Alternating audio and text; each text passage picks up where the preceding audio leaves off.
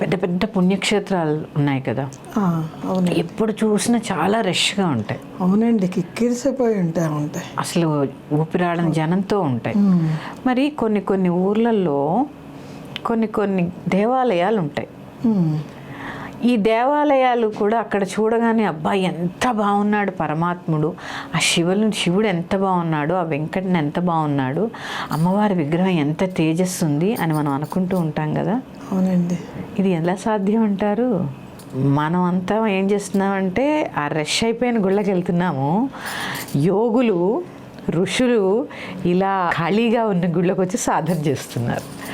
అంటే వాళ్ళు మనందరికీ కనపడకుండా అన్ని కైంకర్యాలు అక్కడ చేస్తున్నారు కాబట్టి అంత తేజస్సు ఉంటుంది. ఇప్పటికి కూడా 400 సంవత్సరాల నుంచి జీవించిన యోగులు ఉన్నారు. ఆ యోగులు వస్తారు, ఆ ఉపచార పూజలు చేస్తారు, అవన్నీ మనకు కనపడవు, అన్ని కైంకర్యాలు చేస్తారు కాబట్టే అంత తేజస్సు ఉంటుంది ఆ దేవాలయాల్లో.